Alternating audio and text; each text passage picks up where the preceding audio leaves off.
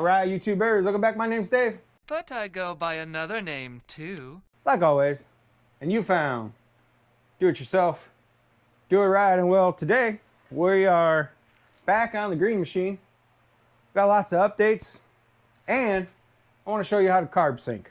I don't think I did a very good job in previous video showing you how to sync the carburetors. And I'm to that point on this bike. So let's get into it.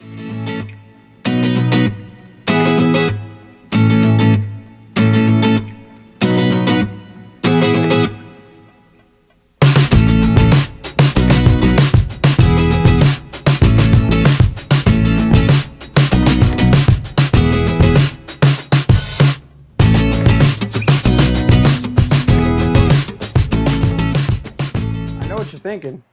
You're at carb syncing already? After the last video that all you basically showed us was cleaning the bike, and to that I have to say, yep. I've been working off camera a lot. A lot of this stuff I've already done and I've already showed in previous videos. If you have a question on anything, if you're a CB360 owner and you're struggling and you're trying to figure stuff out and you have a question and I haven't covered it, or I haven't covered it in a different video with all my CB360s, put a comment in the block below. I'll answer your questions to the best of my ability. This is like the 5th or maybe 6th CB360 that I've had my hands on. I own 2 others, and I've owned like 5 others or 3 others. I don't know. I don't know if the math is mathing with those numbers. But anyways, I want to show you, I want to go over all the stuff that I've done, and then, like I said, if you have questions, put it in the comments below. I work 2 weeks on, 2 weeks off, so what I like to do is I like to take projects with me to work. So while I'm at work for 2 weeks, sitting in a hotel room, I have things I can work on. And the things I took with me was the exhaust. Took both of the exhaust pipes off, cleaned them up, replaced the crushable O-ring washer, whatever you want to call it. Took that to work with me. Took the luggage rack to work with me. And I took the handlebars to work with me. And when I did that, I take my multimeter and I ring out all the wires. And I was having a headlight issue. The headlight wouldn't turn on. And I was pretty certain it was either going to be into this switch or it was going to be in the high-low beam switch. Lo and behold, it was in the high-low beam switch. This bike is a first for me. There's a lot of firsts that I've encountered on this bike. That high-low beam switch being the first one I've ever encountered not working properly. So I took it all apart, cleaned it up, contact cleaner, wire brush. Now it works. I also had to work on the starter button. The spring was a little janky, as they kind of all do. It was packed full of dirt and stuff in there. I took that all the way apart.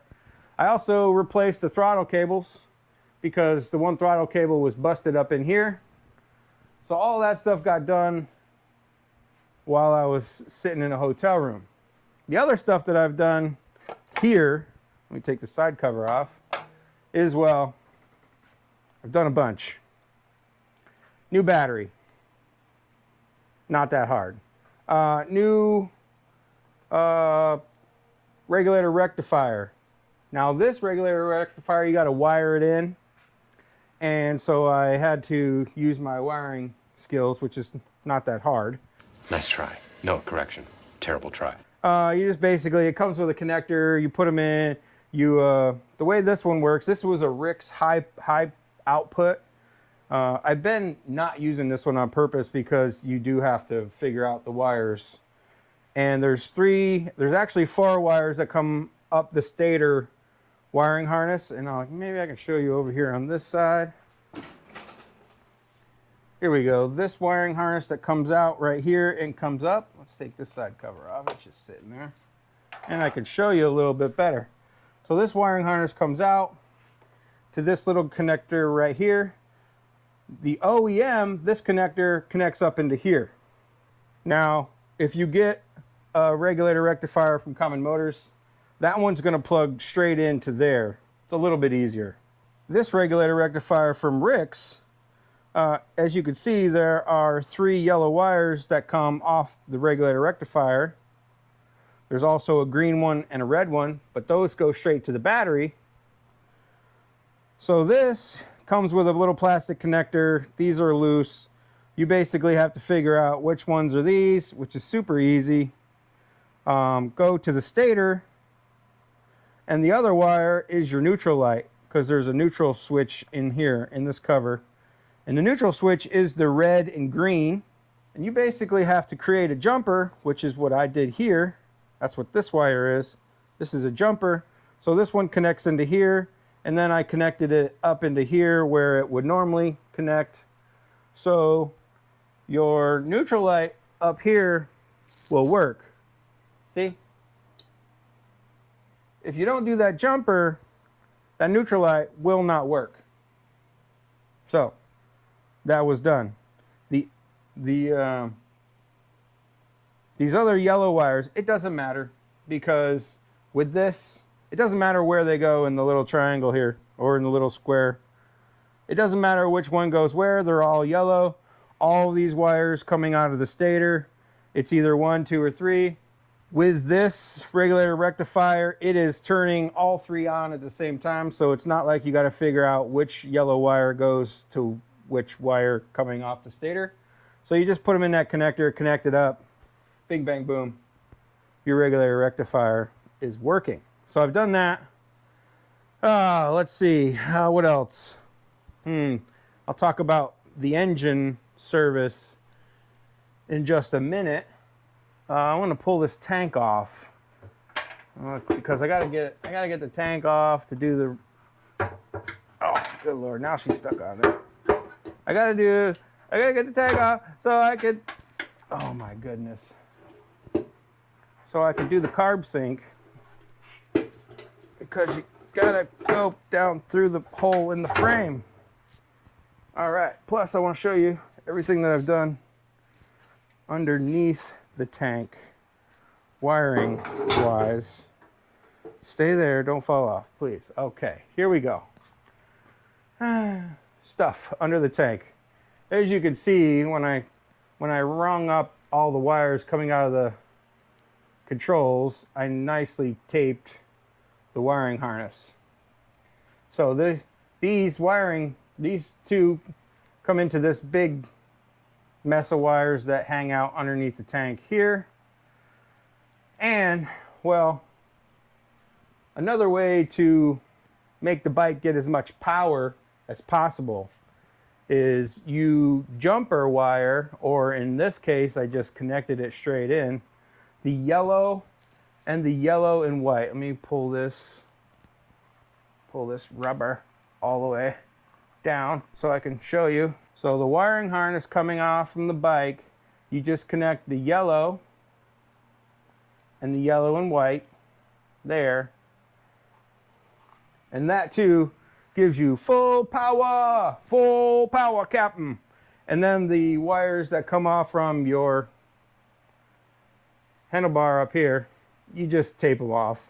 There's no power going to them. They're not connected. I just put some tape on them just so they don't rub. So what else did I do under here? Well, I replaced the capacitor, the ignition capacitor. The reason why I replaced that is, well, in the very first video when I was messing around with the spark, trying to get this thing to spark, and I got it to work, the points, and we'll talk about these points here in a minute also, the points were sparking rather excessively. Lots of sparks shooting off from them. And that's an indication that your capacitor is going bad. So I replaced the capacitor. Super easy, 2 wires, 2 screws. You just take these nuts off your coil, slide it over so you can get to the screws that mount it to the bracket. And then you just wire it in yellow and blue. Doesn't matter which direction. Doesn't matter which one, because both of these wires on this one is like this orangish color. So I just wired the front one into the yellow, the back one into the blue, And what am I talking about there? Well, I'm talking about into the wiring harness for the points. You can see the wiring harness for the points right here. These wires, that's yellow, believe it or not, it's dirty. And that's blue. So, if I peel this open again, you can see those wires coming in, and I labeled that one. See, there's like a yellow, there's a Y for yellow, and I plugged it into the yellow. And then I didn't write B on that one for blue because I just knew that it was blue. Super duper easy. Oh, that's what that tank was hanging up on. I was wondering what it was hanging up on. Hanging up on these little metal guys right here. Thought it might have been that one, but it wasn't. It was these. Let's talk about this engine service. Let's dive head first into that. All right, engine servicing 101. There's a process, order of operations, and that order of operations should always be you adjust the cam chain first, then you do the valve adjustments, then you come over to do your points, gap, then you do timing, you go back and check your gap, check your timing again, and then the very last step, which I'm on right now, that's syncing the carburetors, okay? Cam chain, valve, gap, timing, gap, syncing the carburetors. The reason why you want to go back and check your gap after you've already timed it is because you might move it and you might throw that gap out. So cam chain, super easy. This bolt down in here, it's a number 12 and a number 10. You basically just loosen it up. You loosen it up, you tap on the engine, you might hear it spring back, you might not. I did on this one. I had the tappet covers off and I heard it spring. Kind of cool. First time for that. Like I said, there's a lot of firsts on this bike. Valve adjustments, let's talk about that real quick. Basically, inlet is 0.002. Outlet, which is exhaust, is 0.003. The reason why I use a little bit here is because this gets hotter, this is cooler, you know.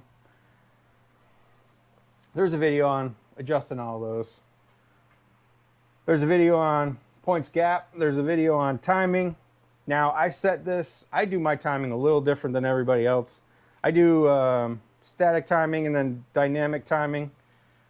I hook my multimeter in here and then on the points, and I spin it around till it beep, and then it stops beeping when it breaks continuity. So I know exactly when those points are opening up and exactly when it's firing. It's worked well for me, so I'm not going to stop doing it that way. Some other people use lights, a little light that lights up. But the problem with doing that is you run your battery down because you got to have the power on. The way I do it, you don't need power. You're using your multimeter. So I did that, and then once I got everything set, my points gap is right on the limits. It's at 12 thousandths. So the gap should be 12 thousandths to 16 thousandths. It's close, but it's there. Let's see what else. So then I put the timing light on it, and it's dead nuts on. It's just great to win and keep winning, keep that momentum. It's timed perfectly. Now, I did get the bike running before I did all of this, and it was backfiring, it was spitting, it was sputtering. It was really the first time that it fired up and ran, and I could just tell that the timing was off. And it was. The number 2 cylinder was firing way ahead of schedule, so that's the reason why it was backfiring through the carburetor. It was just you know, it was just popping, trying to ignite the gas before the valve was closed. And, you know, you guys understand how an internal combustion engine works. So all of that was done. And then I was like, well, crap, now I'm going to have to sit here because the carburetor was missing missing a part. And that part was the cap that goes on this throttle valve body. Now, Common Motors makes these caps that you can just just tap, tap, tap, tap, and it seals it up. I've used them. But unfortunately, they've been sold out for like the last 3 or 4 months. So I'm sitting there inside in the cool air conditioning, drinking a beverage, trying to think about how I can seal up that valve, that throttle valve body hole in the carburetor. And I was like, well, maybe I can put a dime in there. It'd be kind of cool to see a dime on the side, but dime's too big. And I thought, well, maybe a Euro cent, because Euro cents are really small. And unfortunately, I don't have any more Euro cents. I must have spent them all the last time I was in Germany. So then I was like, well, let's try a washer. And I know what you're thinking, well, washers have holes in the middle. Well, that's true. But I found a washer that fit perfectly. I don't know if you could tell, because I kind of did a little bit of, seeing if it'll look okay. That washer fits in that little hole perfectly. Now there's like a little indent in there, and that washer fit in that indent, like I said, perfectly. So I was like, well, how do I block off that hole? Well, I was like, well, put some tape on it. God damn, that's like the 12th time that's worked. Tape it over it. So that's what I did. I took some packing tape, put it on the back side, put packing tape on it, cut the packing tape around a little bit, and then I took clear RTV that I have, high temp RTV, and I shoved that washer in there, and now it's stuck in there. And it was like a blazing silver, stuck out like a sore thumb. So what you're seeing here is, well, that's my attempt to subdue it. I got a magic marker and just was like, so now that fix is going to allow me to carb sync this bike, and that's where I'm at. So let's get into it. If you've stuck with me this long,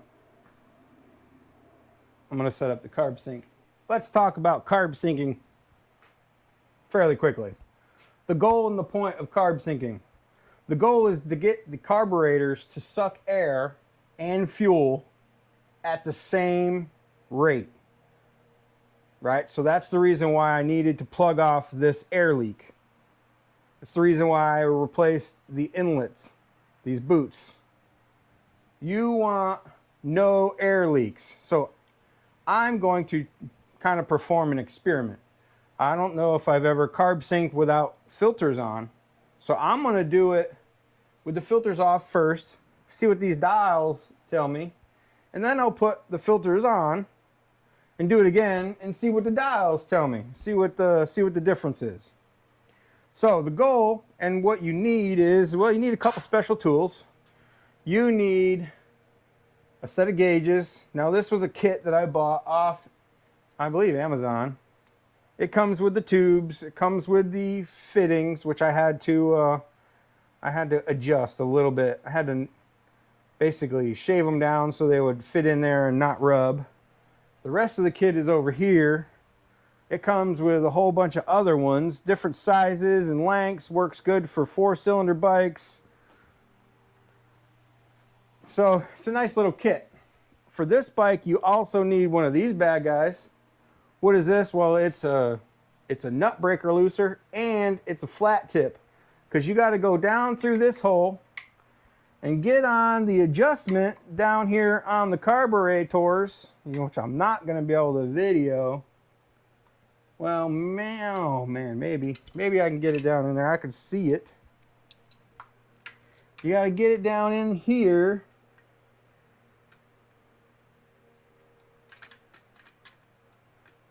You can't see it. What I can do is I can grab this other set of carburetors over here that's on the wall and show you. Basically, you got to break the nut loose, adjust that flat tip to get the carburetors to work in tandem. All right, so here is my extra set of carburetors. And if you look down in here, see that flat tip and this little jam nut?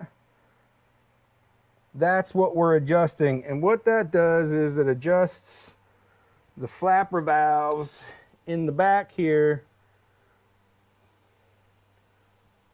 so they suck air and fuel at the same rate. That set of carburetors came off from the blue bike. Good set of carburetors. I just got to rebuild them, clean them. it too is missing that same cover. So I was just going to use that set of carburetors, just clean them, but it's missing the same. Actually, it's missing the one on the other side. But we're, basically in the same boat. So that's carb syncing. You got to get the bike running. You got to get it warmed up. And then you got to sit here and fiddle with the screwdriver. This little arm breaks the nut loose. And this obviously turns the flat tip. So I'm going to get the bike running. You can hear the bike run. Should start right up. We might be gonna have to put some gas in it. I'm gonna have to put some gas in my jug, and then we'll get started. I know I've said this in other videos, but when I first bring a bike around, I like to put some mixed gas up in there, with some oil. Helps the rings come back around. The bike smokes a little bit, but it's better for the bike. So let's get this thing running. We'll just let her sit here and idle. I'm going to idle up a little bit. Kind of idling low. We'll sit here and idle and warm up before we get to actually doing the carb sync. The bike is warmed up. Good enough, really. You can hear that I got it idled up. So basically what I'm going to do is I'm standing away from the bike, hopefully not to get so much of the audio. Basically I'm going to crack the valves open just a little bit, and they're going to go back and forth. And I'm going to see which one, where they're at. And then adjust. When you adjust it, it's going to turn one down, turn the other one up. You just got to figure out which way to go with it. Not that difficult. A lot of people are intimidated by carb syncing. It's really not that difficult. So let's get over there and I'll show you what I'm talking about.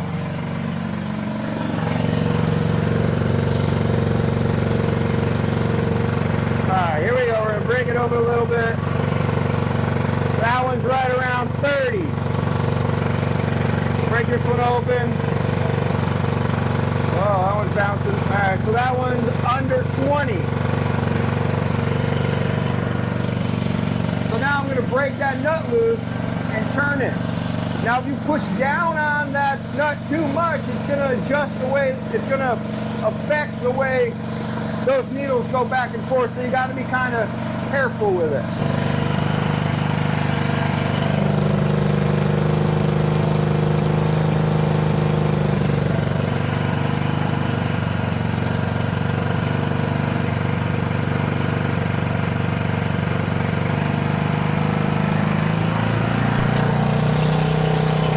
Had to set you up on a tripod. There was no way I was gonna do this and this at the same time. So bike is obviously hot. It's tinging, making a bunch of noise. Gonna get it fired back up. Try not to get in the way of the camera and try to, show you guys how touchy this is. You go one way, it really affects it, makes the speed go up, makes the, throws it all out of whack, basically. But once you get them doing it, then you got to go back and, make other adjustments. Like air fuel adjustments, throttle, your idle adjustments, that kind of stuff. So let's get it running again.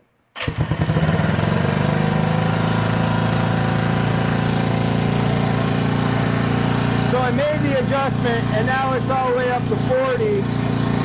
To 20. I went the wrong way, so let's turn it the other way.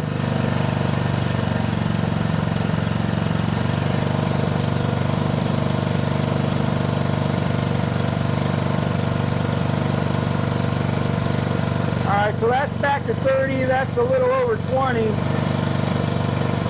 Right at 20.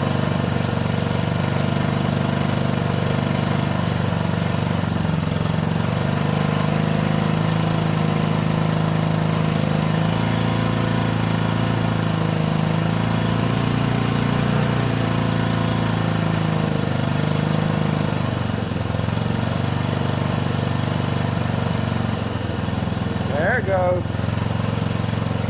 I had to loosen the nut up some more.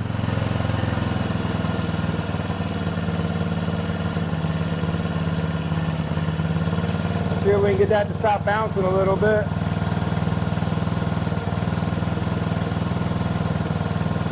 So that's just over 30. That's just over 30. Wrong way.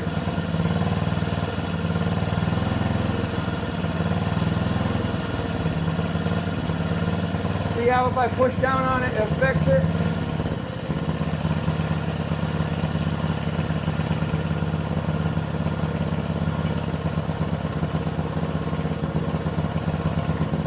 Might have went too far. Now this one's low.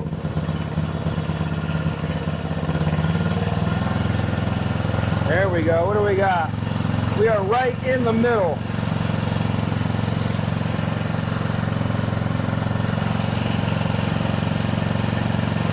And that is how you do it. I like to give her a couple of raps. Well, I'm putting the horse before the cart. Or the cart before the horse. I didn't tighten this down yet, so whenever you tighten that down, it usually affects it a little bit. So let's open these back up.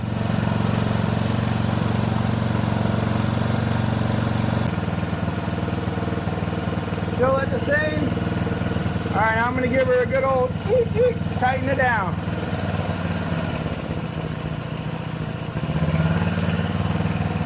The nut is tight. Just over 30. Just over 30. Pull that out. Now I'm going to give her a couple of raps. Oh yeah. Much better sounding.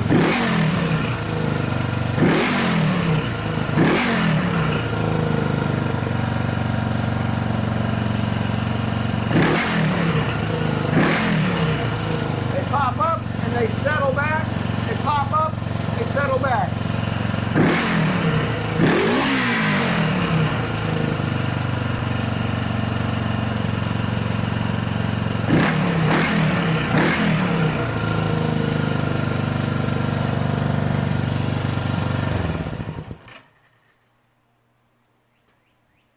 That's a good carb sync. Now, I'm going to put the filters on and see if I throw it all out of whack. Here we go, experiment number 1, or first time trying this experiment. OEM Honda filters have been installed, tightened down. I do not have the metal covers that go over them, unfortunately. So they're going to get kind of dirty, probably rather quickly. And they'll get wet, which kind of sucks. Just have to be careful washing the bike. All right, so let's get her started up. It's still hot. I still. Okay.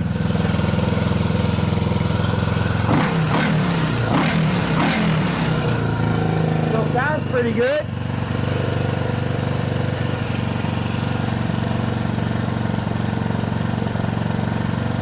We were just over 30 with them off. And we're pretty much right at the same spot.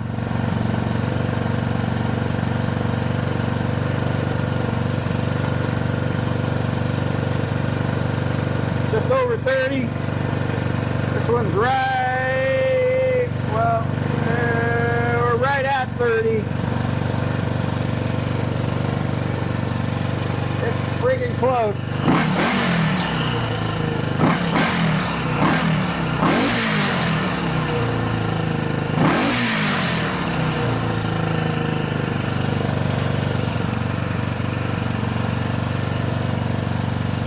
I'd say there's no difference.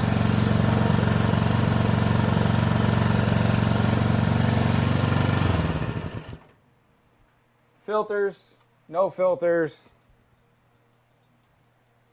I don't think there's a difference.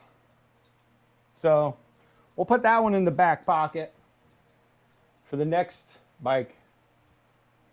Don't really need the filters on to Carb Sync, which kind of makes sense because what's the difference if it's a little bit restricted or wide open? when it's, you know, sucking air and fuel at the same time. If anything, I would have thought that it would have been a little bit lower because there was a little bit more restriction. But, no, not at all.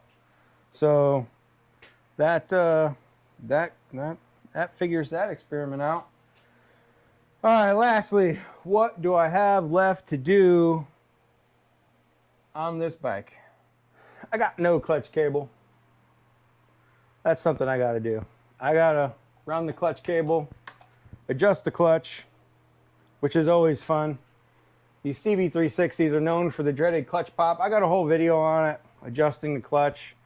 I figured I shouldn't video it since I already have a whole video. I got the clutch to do, and I have basically the whole front end to work on. Oh, my mirror moved. What do I mean by the whole front end? Well, the front forks, seals, covers, brakes. I got no hoses on the handlebars or anywhere. I have all the parts for it. Well, I have all the hoses. I don't have all the parts yet. I thought I did. I thought I was good to go. Let's turn this fuel off. And then yesterday, I was working on the master cylinder, the handle, you know, this whole thing up here that holds the brake fluid, that squishes it down into here and then down into the brake. My goal was to get all that plumbed in, but the thing was so rusted on the inside. I have 2 rebuild kits. I was going to rebuild it, but it's so rusted on the inside that I can't get the clip out. This is what I'm talking about. Inside of there's a circle clip, and it is so rusted that I basically broke off both ends of the circle clip, and the rest of the clip is still stuck in there.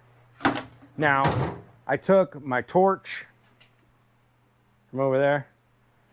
I took my coil from up there, soaked it down, heated it up, soaked it down, heated it up, soaked it down, let it sit, and it's the biggest piece of dog shit. So I had to go on to 4-into-1 and order a new master cylinder to go on the handlebars, which kind of sucks because it's not going to look original, but it'll work. I've used one in the past on a CB550. Works great, but it just doesn't look original. Now, I do have videos on rebuilding the forks, so I'm not going to show you that. I do have a video on brakes on the blue bike that I just did, so I'm not going to show you that either. So basically, the next time you see this bike, you're probably going to see my big butt on it running up and down the street. But just that street because I don't have it registered or insured yet. So guess I probably should get into that. Oh, I forgot to tell you I changed the oil. That's something. 2 quarts. Throw oil in it. Done. Actually, I took the other side off and cleaned the strainer too. Should have mentioned that earlier in the video, but I didn't. So that's where I'm at with this that's where I'm at with this green bike, this green machine. I'm still not certain if I'm going to keep it or if it's going to, you know, get sold and go to the next owner. It's kind of growing on me. We'll see how strong it is going down the road. If it's a good runner, if it's a good strong one, I might keep it around for a while. That's what she said. That's what who said. I never know. So if you like these old bikes, if you like working on this stuff in your garage, in your barn, in your shed, wherever, like, tag, share, follow, subscribe. Hit that notification bell so you know when I drop my next video. And like always, till next time, thanks a lot. This is another first for me. First time I've ever found a tappet cover cracked. somebody must have really been putting the ooga doogas on that 17 millimeter. This isn't even, you know, throw in my bin just in case worthy. This is trash can material.